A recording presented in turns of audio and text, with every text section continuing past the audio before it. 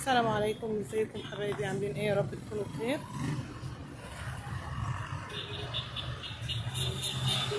الناس تجمع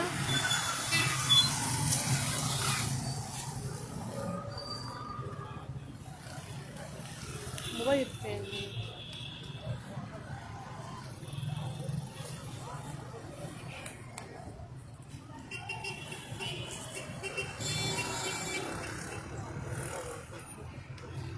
الناس تجمع ان شاء الله. زي ما وعدتكم اول امبارح، هي حصلت ظروف امبارح ما عرفتش هطلع لايف. النهارده هنلتقي بمجموعه شباب فاتحين مشروع. ربنا يوسع رزقهم.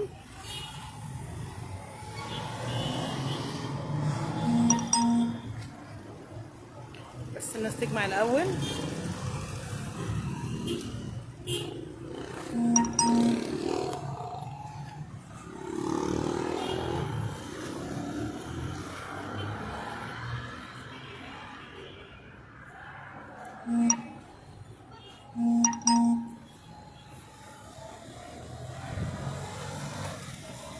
اللايف بدأ ولا ما بدأش؟ مش عارف.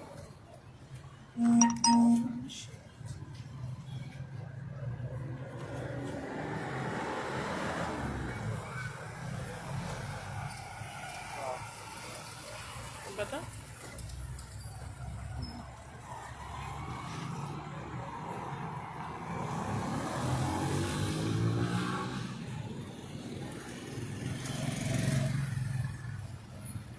يا ريت الناس تجمع.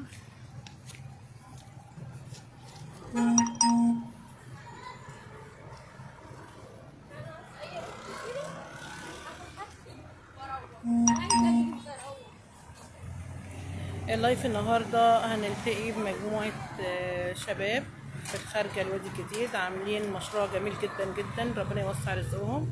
بس الناس تجمع عشان نبدأ معاهم اللقاء يعني. طيب.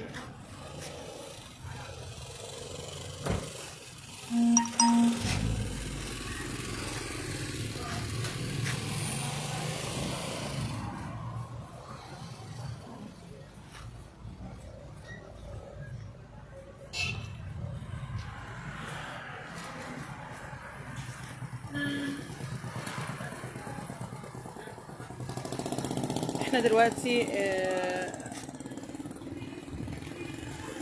قدام المستشفى العام. خلاص، يعني ورايا هنا المستشفى العام.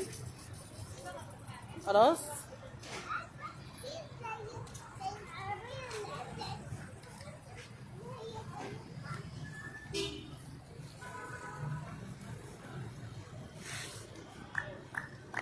يا ريت اللي موجود معايا في البث يعمل منشن للأصدقاء ومش عارفة في الجروبات عشان نبدأ اللايف بتاعنا. مساء النور يا منى.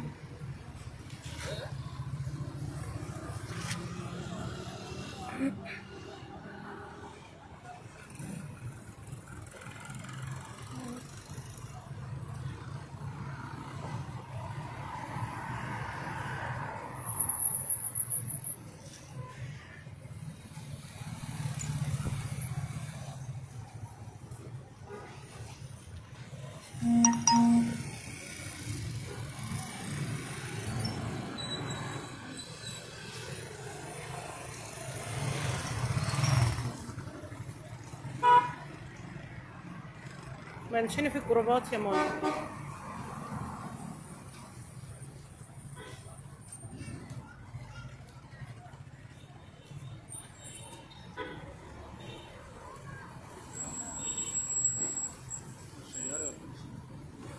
تمنشن للبنات وتشير في الجروبات.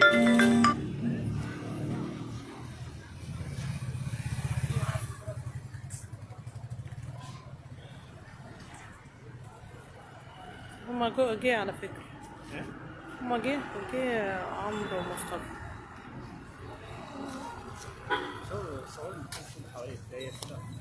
بصوا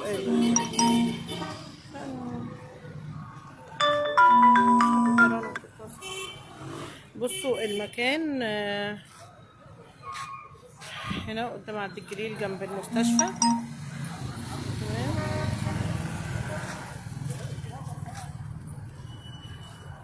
عند سمراء الوادي اللي هو عبد العزيز سليمان.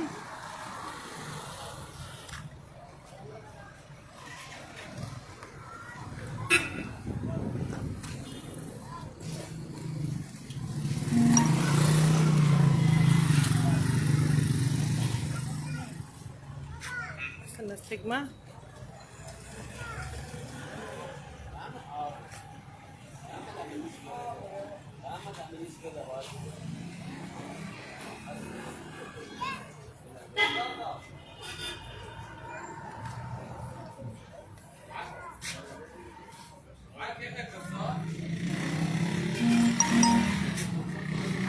كده.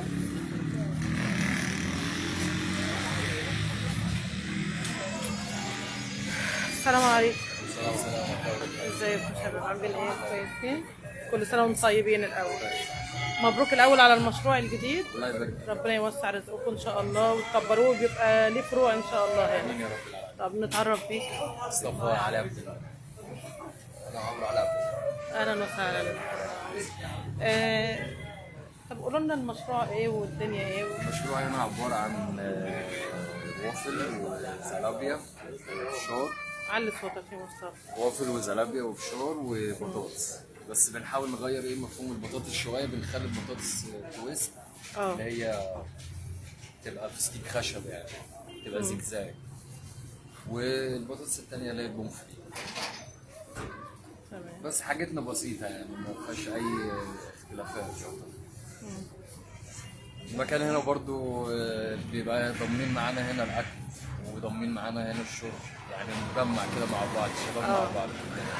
يعني هنا نقول قسم الحلويات. قسم الحلويات هنا يعتبر. وهنا المطعم. وهنا المطعم بيقدم ايه؟ هنا المطعم احنا هنشوف كل حاجه بالتفصيل، بس هنا بيقدم ايه؟ السلام عليكم. كده الحاجات اللي عندك هنا ايه؟ فين ده يا منى؟ ثواني. بصوا، مجموعه الشباب اللي زي الفل دول جنب عبد العزيز سليمان وفي وش المستشفى. خلاص، جنب ماركت عبد العزيز سليمان وفي وش المستشفى. طبعا بتقدموا ايه هنا طيب في المطعم؟ بنقدم كبده اسكندراني، كبده بالرده، كفته، حواوشي، فراخ بانيه، سجق، ستريبس، فراخ يعني سندوتشات. ربنا يوسع. فكرة جديدة، أساسا موضوع كبدة الاسكندراني. يعني هي حتى مختلف عن أي حاجة في البلد. تعرفوا تعملوها صح ولا ايه؟ لا صح؟ أنا شغال من البيت بقالي 4 سنين في الموضوع ده. حبيبي ربنا يا رب يديك الصحة يا رب. وفي دليفري طبعا. طبعا. مش كده؟ طب اسم المطعم ايه؟ هنا هنا سلطة برجر. احنا هنا اسم المطعم سلطة برجر. بس لسه كبدة هنا ما حطيناش شفطة ولا كده. تمام، انتوا هنا مع بعض يعني مصطفى وعمرو الحلويات، وهنا قسم المأكولات. برجر. تمام. طب الأسعار ايه عندكم؟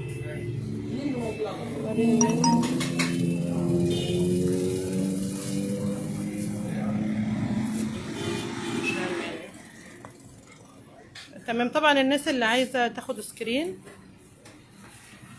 والاسعار ما شاء الله حلوه يعني. تمام، ربنا يوسع رزقك. طالع يعني عندنا اوردر دلوقتي دليفري. انا جاهز دلوقتي. كنا عايزينك تورينا الكبده الاسكندراني بتتعمل ازاي. لا، تعمل ازاي؟ انا يا دوب لسه مسوي حالا. طب تقول لنا ازاي؟ عادي بسيط. طيب، ما تعرفناش على اسمائكم، دخلنا كده. اسم حضرتك ايه؟ احمد عكاشه. اسم محمد حضرتك عبد المنعم. انا الاول بقطع الكبده وبخليها من اي حاجه. بتقطعها ازاي؟ تقطيع الكبده الاسكندراني بيبقى لها تقطيع انا مميز. بقطعها شرايح، مش عصافيري ولا اي حاجه تاني. شرايح. شرايح عريضه. وبعد كده بقطعها زي مشاط صغير. بعد كده بنزلها زيت غزير زي ما انت شايف. يعني لازم تنزل زيت غزير. ويبقى لها التتبيله الخاصه اللي انا عاملها على ايديا. معاها الدقه والفلفل الاخضر والخل. الدقه دي بتبقى عباره عن توم، فلفل اخضر وخل. بنزلها وبعد كده بنزل عليها الكبده والتوابل والملح. وعبيها زي ما انت شايف حضرتك بتشوحها على طول كده وهي بتستوي بسرعه. بيطلع رغيف كده للزبون. الرغيف ده بكام؟ ده ب 10. ما شاء الله. بس انت بتاكلي كبده وعيش، لا بصل ولا اي حاجه. ما هي الكبده الاسكندراني معروفه من اللي هي ما فيهاش معاها بصل. ليمون والفلفل الاخضر والمخلل بنطلعه من يعني التلاجة. الوجبه دي مثلا بكام كده؟ الاوردر ده ب 40. تمام. كم رغيف عيش دول فيهم؟ 4 وليمون وتحط الفلفل ومخلل والمخلل طبعا.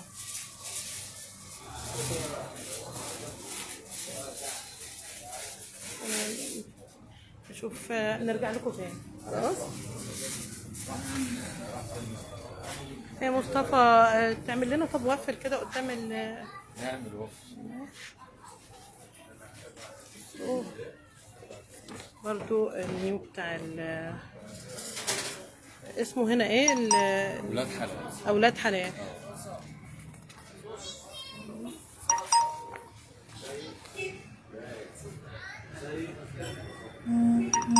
طبعا الاسعار زي الفل، اسعار جميله جدا.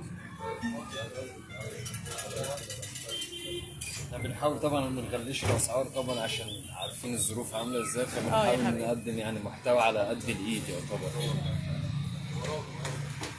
مصطفى تقول لنا العجينه بتتعمل ازاي ولا ده سر؟ لا، سر المهنه بقى. مش كده؟ يجي عندنا ياكل من عندنا بس هو اللي هنعرفه السر. ربنا يوسع رزقكم يا يا رب. رب العالمين. برضه الزلابيه هنا عندنا تختلف. لا، ما احنا هنروح عند عمرو هنشوف الوافل الاول.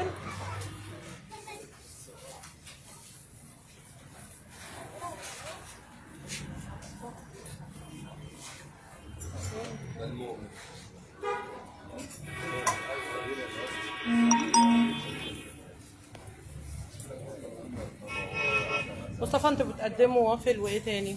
وافل وزلابيا والبطاطس والفشار. حاجاتنا يعني بسيطه طبعا. ان شاء الله باذن لا، الله. والوافل بيبقى في حاجات وبتحطوها طبعا، مش عارفه الأوريو اللوتس والرز، الحاجات دي على حسب طلب العميل اللي بيطلبها يعني. في برضو ان شاء الله باذن الله الصبح بنعمل سندوتشات تيك اواي اللي هي الجبن والحاجات الخفيفه للفطار. وفي طبعا دليفري، مش كده؟ في ليفر موجود.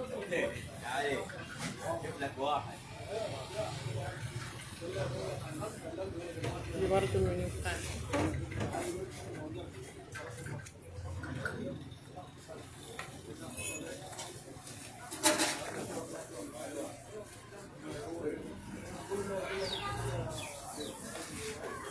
دي الزلابيا. دي زلابيا. انواع طبعا بالشوكولاته الشوكولاته على حسب برضو الطلب، بيبقى في شوكولاته ولوتس وكراميل وشوكولاته بيض على حسب طلب العميل بيبقى عايز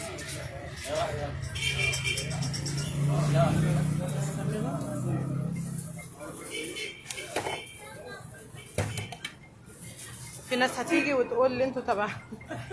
ماشي يا زوز. نورنا في اي وقت. نقول المكان تاني. المكان جنب ماركت ايه؟ جنب صيدلية وائل النمر، برضو جنب عبد العزيز سليمان، قصاد المستشفى. قصاد المستشفى على طول. قصاد المستشفى. عنواننا يعني بسيط برضو ما يطولش. ان شاء الله اي حد هيجي يقول لنا ان هو من طرف حضرتك ان شاء الله هنعمل له خصم. بص اقول لك حاجه من احلى يوميات. احلى يوميات هي قناه على اليوتيوب. تمام. وانا البث ده برضو هنزله على القناه. شرفنا بحضرتك. تمام. اي حد يجي يقول لك تبع احلى يوميات الخصم بتاعه موجود. ماشي يا حبيبي. حضرتك ونورتينا. ربنا يبارك فيك يا رب.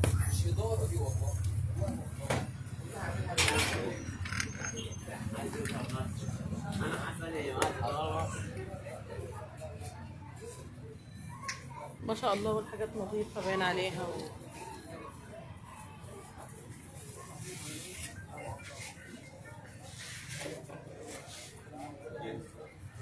طبعا بنحاول نخلي الوافل كده باللون الذهبي ده بيبقى هش من جوه.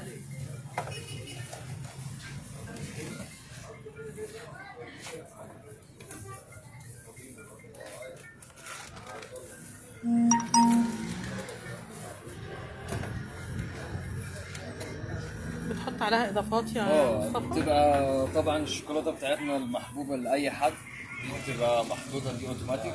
اه بنضيف بعد كده بقى اللوتس، شوكولاته بيضاء، بسكوت لوتس، كراميل، جوز واوريو، فواكه، على حسب ما العميل عايز ايه اه بالظبط. وكل حاجه بسعر طبعا. طبعا، بس بنحاول برضو بنخفف الاسعار بحيث ان احنا نعرف تبقى في متناول اليد مع الكل يعني. زهرة الوادي ايه ده وفين المكان؟ بصي، هو شباب من الوادي الجديد، اجدع شباب، عاملين كذا مشروع. احنا دلوقتي في اسم في الحلويات. قسم الحلويات قصاد المستشفى جنب عبد العزيز سليمان، قصاد المستشفى جنب عبد العزيز سليمان. هنا قسم الحلويات. ويا زهرة الوادي برضو من شوية سجلنا مع قسم البرجر والكبدة الاسكندراني. ما شاء الله.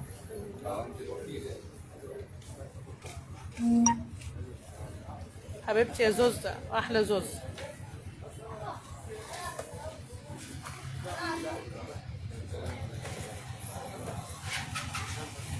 بس انا ما بنتكلمش كمان على ممكن الطعم، لا انا شايفه النظافه ما شاء الله يعني.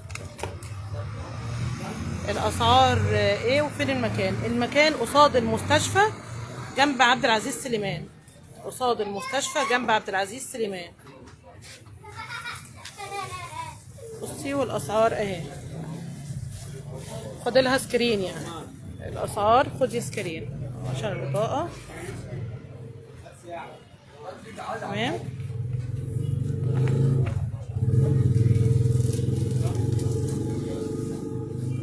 وادي العنوان او الخارجه المستشفى العام بجوار عبد العزيز سليمان ماركت طبعا. وارقام الدليفري زي ما بين عندكم. دي بنسميها ايه يا مصطفى؟ دي بتبقى ميكس ميكس. لوتس وهوز واوريو. بنضيف مثلا تفاح، موز، على حسب مثلا العميل بيحب ايه في الفاكهه. سعرها كام دي؟ دي سعرها 30. سعر جميل.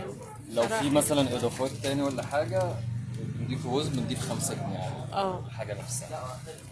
برضو احنا في المنيو بتاعنا كاتبين الاضافه على حسب بقى طلب العميل، عايز يضيف هوز مثلا، اوريو فاكهه، لوتس، اوريو مطحون، اوريو شوكليت، على حسب الطلب.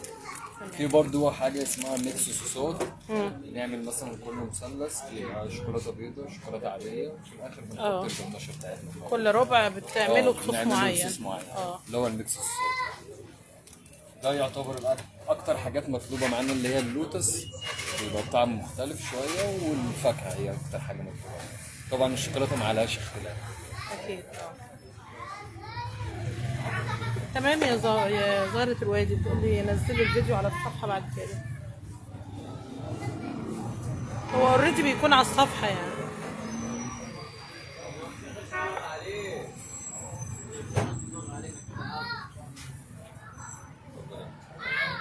ماشي حبيبي. ده كتير قوي. لا هو طلب بيسبقكم، مالناش دعوه احنا بقى.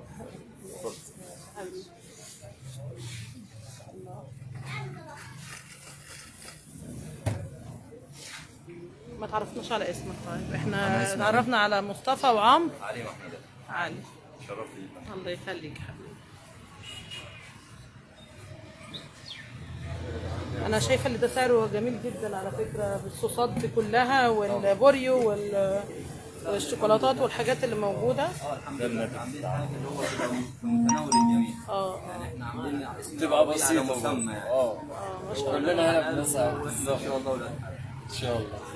انتوا عارفين تكونوا زبون وتخلوا الاسعار فعلا في متناول الجميع وكده. بالظبط، احنا بنحاول نخلي 5 جنيه هيلاقي، اللي عايز ياكل وافل ب5 برضه هيلاقي. من اول ب5 5 جنيه زلابيا وهيلاقي، واللي عايز وافل يا جماعه ب5 جنيه ان شاء الله هيلاقي عندنا. ان شاء الله. كل حاجه بس برضه حطوا ابو 5 صوصات وكده كل حاجه يا فندم، والله مش بنتاخر في اي حاجه، واللي عايز ببلاش برضه موجود عندنا. يا حبيبي ربنا يكرمك يا حبيبي يا رب. ده كفايه بصوا استقبالكم كده خلاص يا بس عايز ادوقك كده في أنا ما باكلش التقييم الحلويات بتاعك.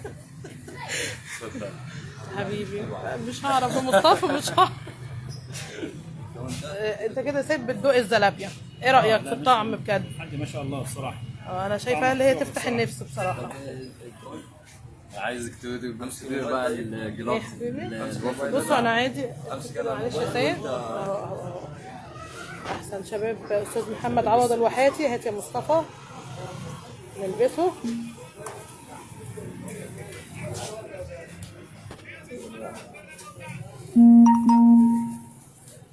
انت هتدوقوني؟ طبعا طبعا.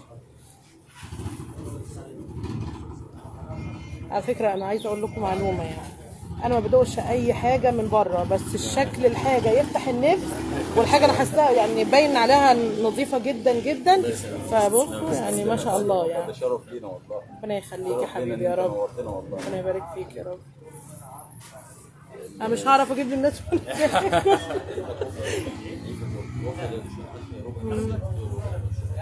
طعمه جميل.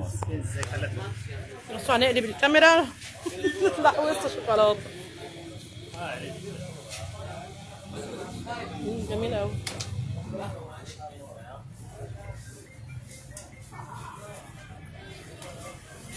حلوه قوي قوي قوي قوي قوي. تسلم ايديكم بجد والله العظيم وحياة ربنا.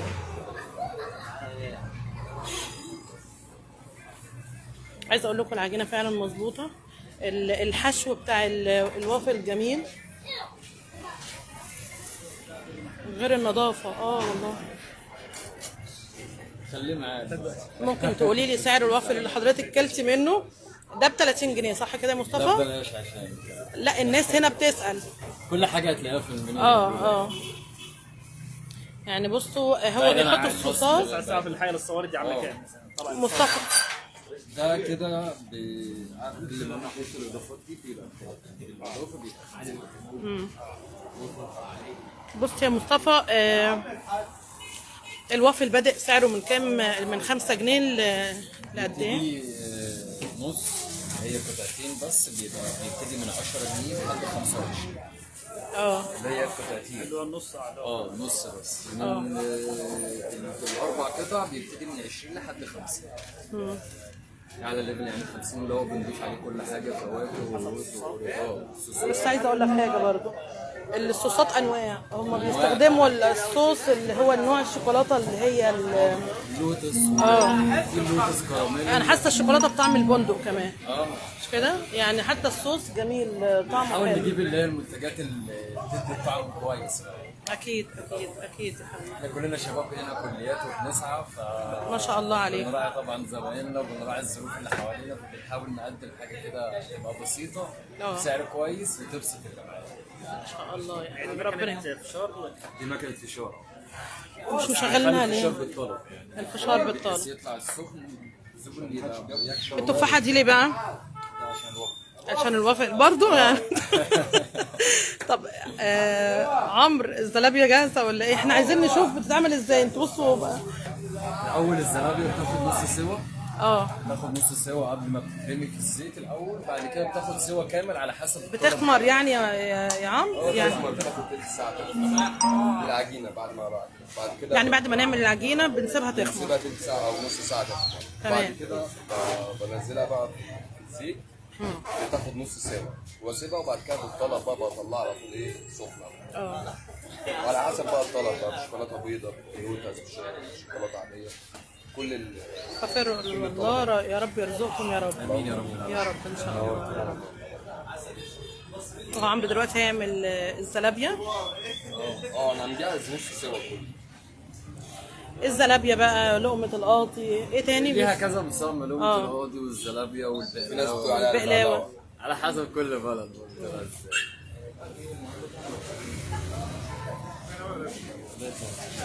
حلو صح يا سيد.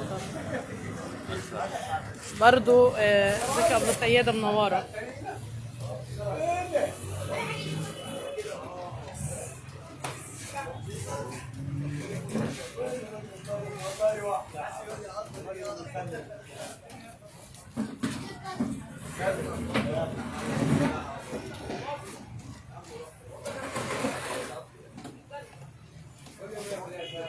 ان شاء الله يبقى لكم كذا فرع ان شاء الله باذن الله، وهنيجي نصور معاكم تاني وكده اكيد ان شاء الله. ان شاء الله.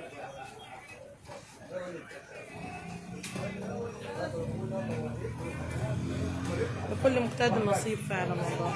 الله يخليك يا صفصف. ده محل ايه؟ بصوا هنصور الناس اللي بتسأل.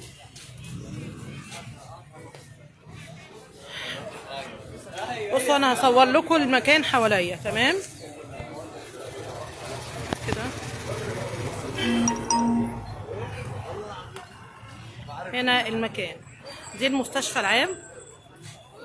خلاص المكان اهو، اولاد حلال، وجنب ماركت عبد العزيز سليمان طبعا. وكذا شباب. احنا قسم المأكولات دخلناه كبده اسكندراني وبرجر.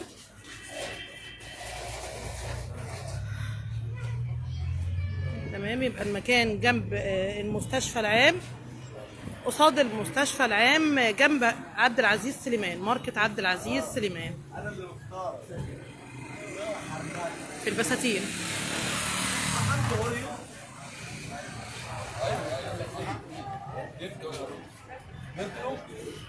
ادي الفاترينا، فاترينة اولاد حلال. بيقدموا احلى حاجه بصراحه. انا دقت الوافل، كفايه النظافه. وافل بكل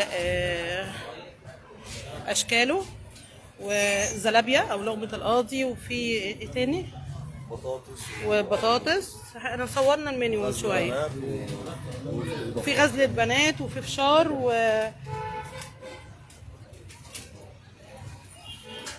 عارفين.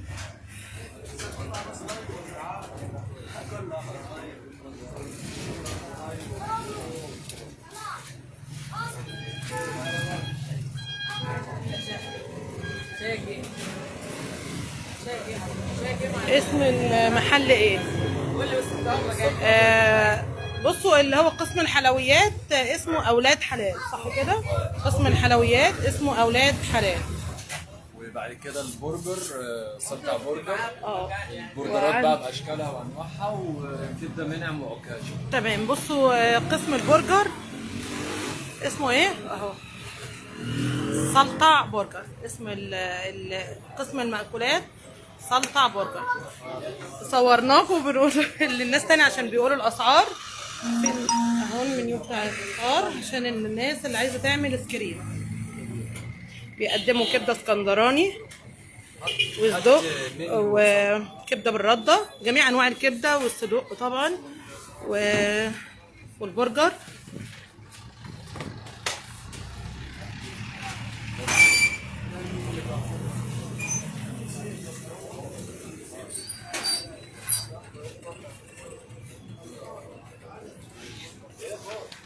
تمام. طب عندي قسم ايه تاني؟ قسم المشروبات. ازيك يا حبيبي، عامل ايه؟ اسمك ايه؟ اسمي مجدي محمد عبد الرحيم. مجدي، بتقدم ايه مجدي؟ طيب ده قسم المشروبات. شاي، ينسون، ميكس، جميع المشروبات اللي بالحليب كامله. وعندي اسبريسو، في اسبريسو حليب، في اسبريسو ساده، في برضه الاندومي، كله يعني موجود ان شاء الله. الاسعار ايه طب يا مجدي؟ الاسعار يعني عندي اي مشروب بلبن يبدا ب 15.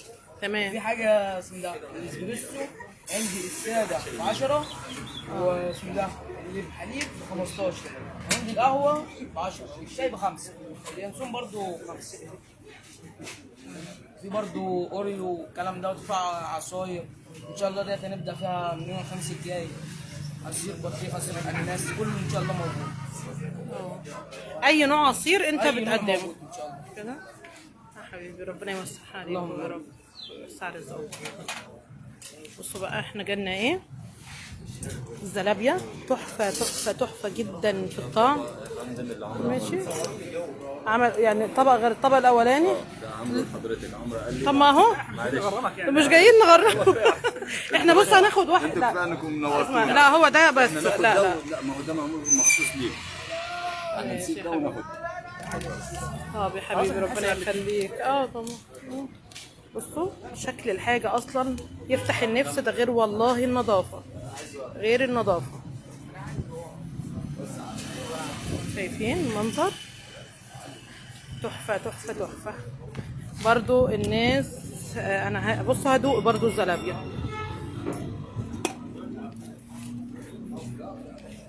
ثواني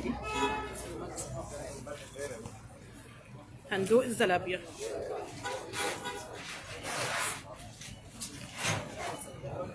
جميلة جدا جدا جدا.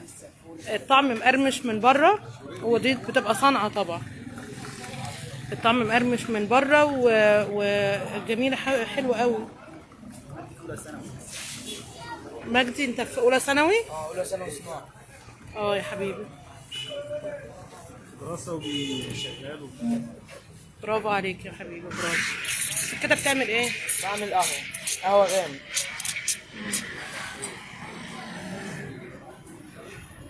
انا منبهره للمشروع ده هنا في الخارج. يعني فاهم، الشباب بيسعى، ما بنقعدش نتكل على الشغل او الوظيفه لما تجيلنا، لا بنفكر وبنعمل مشاريع خاصه بينا وبننجح وربنا بيوفقنا طبعا.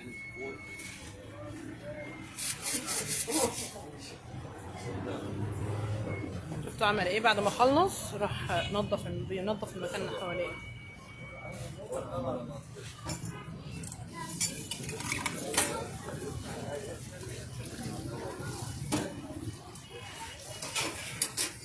برافو بجد. هو الوافل فين؟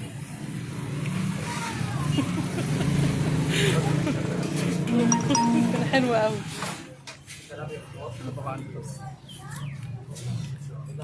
شايفين؟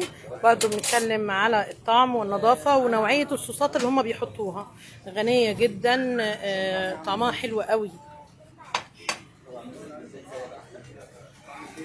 بكام الطبق؟ الناس بتسأل الطبق اللي زي ده بكام؟ ماشي اعمل خلاص خليه اعمله طيب الاول. ماشي حاضر يا عم. الصغير منه ب 10 والوسط ب 20 والكبير ب 30. يعني ده ب 30. لا ده ب 20. ده ب 20. طيب الطبق ده بصوا نجيبه هنا كده في النور، الطبق ده ب 20 وطبعا في كمية حلوة قوي يعني. الطبق ده اللي انتوا شايفينه ب 20. تمام. علي قول ارقام الدليفري كده. الارقام المعياره. هات نصورها تاني والناس تاخد سكرين. ادي ارقام التليفونات الدليفري. اطلبوا دلوقتي على طول. على فكره انتوا مواعيد الشغل من الساعه كام لكام؟ من الشغل مواعيد الشغل من كام لكام؟ ان شاء الله باذن الله من الصبح بكره باذن الله عشان هنعمل السندوتشات. لا حدد يا مصطفى. من الصبح باذن الله لحد 8 صباحا.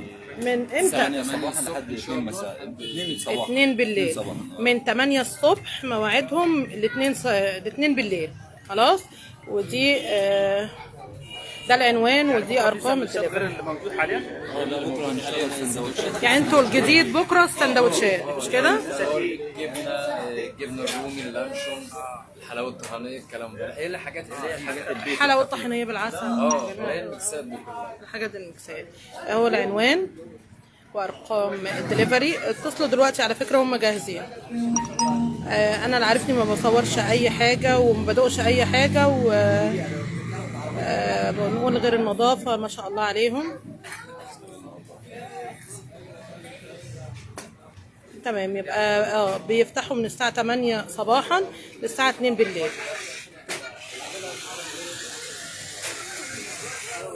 والجديد ان شاء الله في دليفري اهو. دي ارقام الدليفري. ام عموره في دليفري ودي الارقام. تمام. خدوا سكرين. يا رب يا الله سيدة.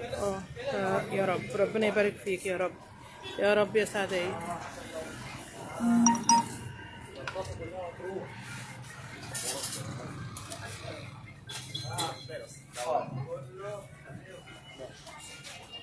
الاسعار حلوة.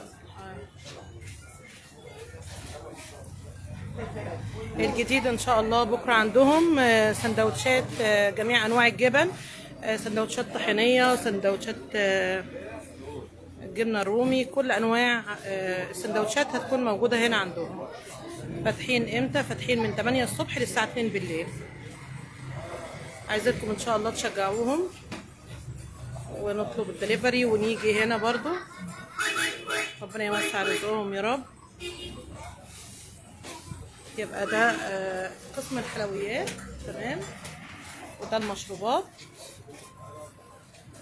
مع مجدي، كلهم واقفين في مكان واحد. يا رب يا ام عموره.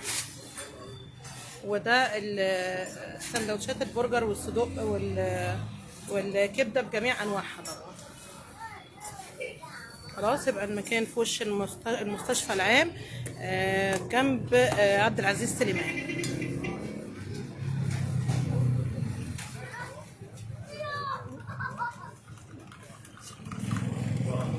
يلا شكرا خالص. شكرا يا علي، شكرا خالص حبيبي، ربنا يوسع رزقك.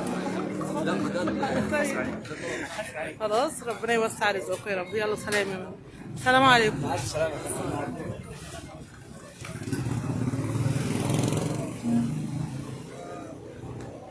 الكل يا ريت يشجع الشباب، ونشجع الشباب اللي قاعدين وبيقولوا ما فيش شغل. لا، ممكن نعمل مشروع صغير ويكبر مع الزمن.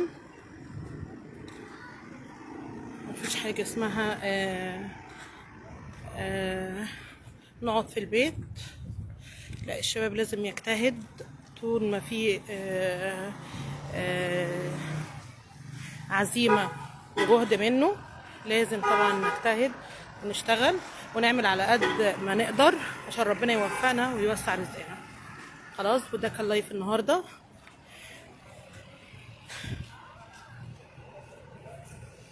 يلا اشوفكم بخير واستودعكم الله. السلام عليكم ورحمه الله وبركاته.